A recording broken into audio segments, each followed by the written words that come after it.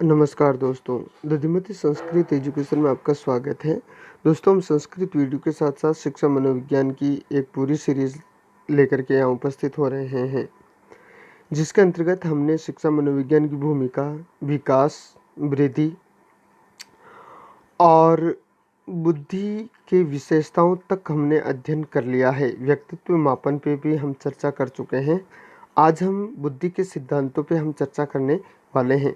इससे पूर्व यदि आपने हमारी वीडियो नहीं देखे हैं तो आप हमारी प्लेलिस्ट में जाकर के वीडियो देख सकते हैं और शिक्षक भर्ती से संबंधित जितने भी जो विषय हैं, जितना भी जो सिलेबस है, हम हमारे चैनल पे जो है समय समय पर लेकर के उपस्थित हो रहे हैं।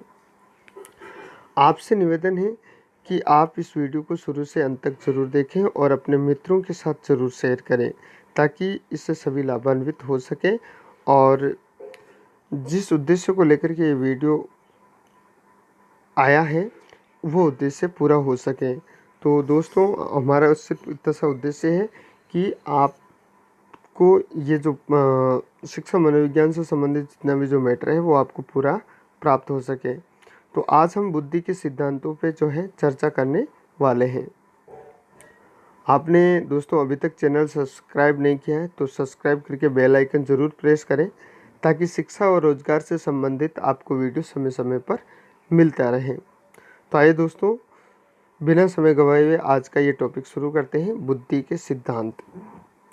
बुद्धि के सिद्धांतों पे, बुद्धि की विशेषताओं पे चर्चा करने के बाद आज हम बुद्धि के सिद्धांतों पे चर्चा करेंगे कि किस किस मनोवैज्ञानिक ने कौन कौन से सिद्धांत दिए हैं। सबसे पहला जो है वो एक तत्व सिद्धांत। एक तत्व सिद्धांत दिया था अल्फ्रेड बिने ने। यह सिद्धांत मान्य नहीं हुआ तथा इस सिद्धांत को निरंकुशवादी सिद्धांत के नाम से भी जानते हैं। तो परीक्षा में ये प्रश्न पूछा जा सकता है कि बुद्धि के किस सिद्धांत को निरंकुशवादी सिद्धांत के नाम से जाना जाता है, तो वह है एक तत्व सिद्धांत। बुद्धि का द्वितत्वीय सिद्धांत ये दिया था स्पीयरमैन ने।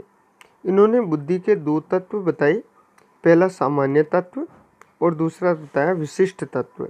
सामान्य तत्व को इन्होंने जी के नाम से, जी जो है एक सिंबल दिया, जी सिंबल, और विशिष्ट तत्व को इन्होंने एस सिंबल दिया। जो जी तत्व दिया अर्थात वो जन्मजात है और एस दिया वो अर्जित है। और अगला जो सिद्धांत है वो है बहुतत्व का सिद्धांत। बहुतत्व का सिद्धांत थॉर्नडाइक ने दिया। दोस्तों, ये परीक्षा में अधिकतर प्रश्न पूछा जाता है, एक तत्व सिद्धांत किसने दिया, द्वितत्व सिद्धांत किसने दिया, बहुतत्व सिद्धांत किसने दिया, त्रितत्व सिद्धांत किसने दिया, समूह तत्व सिद्धांत किसने दिया। यहाँ से एक प्रश्न जरूर से पूछा जाता है। तो द्वितत्व का सिद्धांत स्पीयरमैन ने और बहुतत्व का सिद्धांत थॉर्नडाइक ने।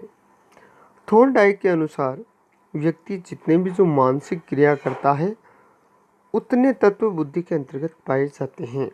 यानी कि हम जितनी भी जो मानसिक क्रियाएं करते हैं उतने ही तत्व हमारी बुद्धि के अंतर्गत पाए जाते हैं। ऐसा कौन कहते हैं? थॉर्नडाइक।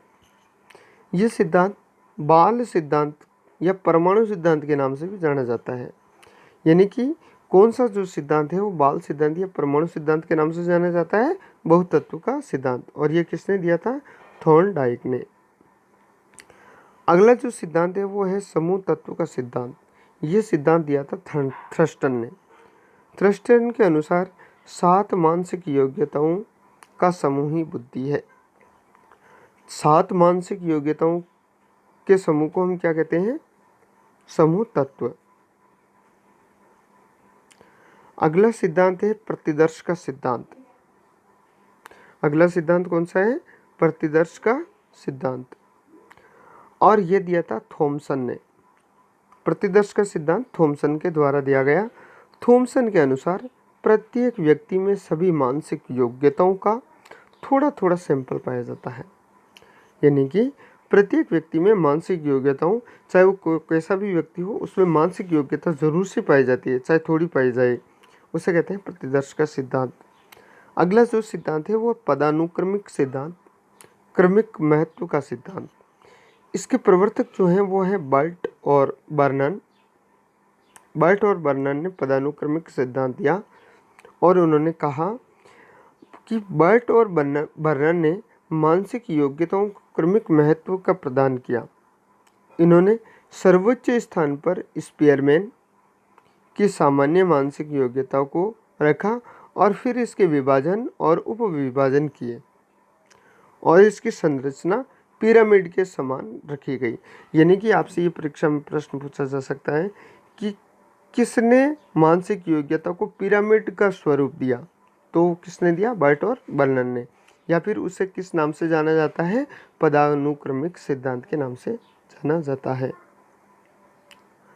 अगला जो सिद्धांत है वो है केटल व हॉर्न का बुद्धि सिद्धांत। केटल और हॉर्न का बुद्धि सिद्धांत। केटल व हॉर्न ने स्पीयरमैन की सामान्य मानसिक योग्यता को दो भागों में वर्गीकृत किया। पहला सामान्य बुद्धि, जिसको हम किस नाम से सिंबल दिया इन्होंने? जी के नाम से।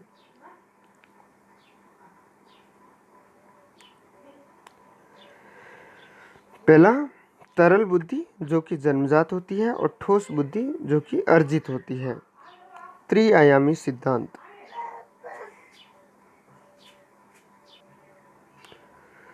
और जो ठोस बुद्धि होती है उसे हम अर्जित बुद्धि के नाम से जानते हैं। त्रिआयामी सिद्धांत दिया था गिलफर्ड ने। त्रिआयामी सिद्धांत के अंतर्गत उन्होंने रखा एक संक्रिया या प्रक्रिया जिसे मानसिक प्रक्रिया कहते हैं, विषय वस्तु या अंतर्वस्तु जिसे सामग्री कहते हैं, उत्पाद या परिणाम जो सूचनाएं का संग्रह होता है। गिलफर्ड ने 1967 में ये ध्यान रखें, 1967 में 4 डिब्बे के आकार का एक मॉडल प्रस्तुत किया जिसका नाम है बुद्धि संरचना मॉडल। यानी कि बुद्धि संरचना मॉडल किसने दिया? गिलफर्ड ने। इस मॉडल के अंतर्गत 5x4x6 अर्थात 120 कोष बनाए गए।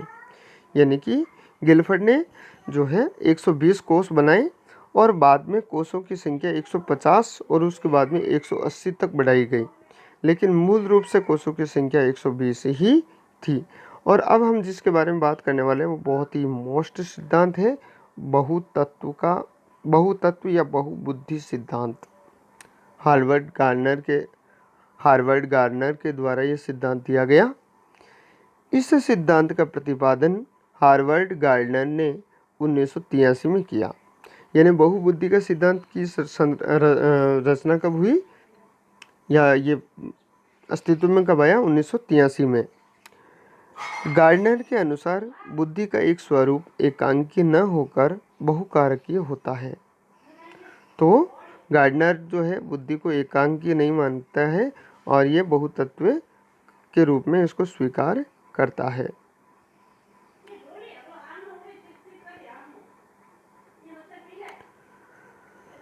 गार्डनर ने मूल रूप से बुद्धि के 7 कारक बताए हैं। फिर उन्होंने 1998 में 8वां कारक व 2000 में 9वां कारक जोड़ दिया था। यानी कि इन्होंने कुल जो है 9 कारक दिए थे। 8वां कारक 1998 में और 9वां कारक दिया था उन्होंने 2000 में।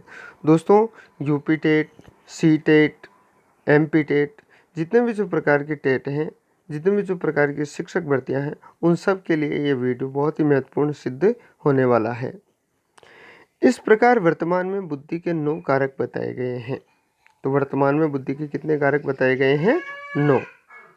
और ये 9 कारक निम्न हैं।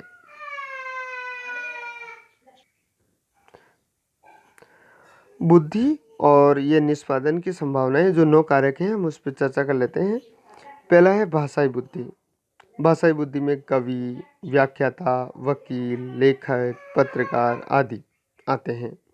दोस्तों, यहाँ से प्रश्न पूछा जाता है कि इधर ये बुद्धि देगा और या फिर उसमें ये किस व्यक्तित्व में कौन सी बुद्धि पाई जाती है। जैसे कवि में कौन सी 4 ऑप्शन दे देगा तो कवि में भाषाई बुद्धि पाई जाती है। दूसरी है तार्किक गणितीय बुद्धि। वैज्ञानिक, गणितज्ञ आदि, इंजीनियर ये इसमें जो है तार्किक बुद्धि पाई जाती है। तीसरी है संगीतात्मक बुद्धि, संगीतकार, वायलिन व अन्य वाद्य यंत्रों को बजाने वाले लोग। चौथी है स्थानिक बुद्धि, मूर्तिकार, चित्रकार, सर्वेक्षण आदि अधिकारी जो होते हैं वो स्थानिक बुद्धि के रूप में जाने जाते हैं। पांचवी जो है वो शारीरिक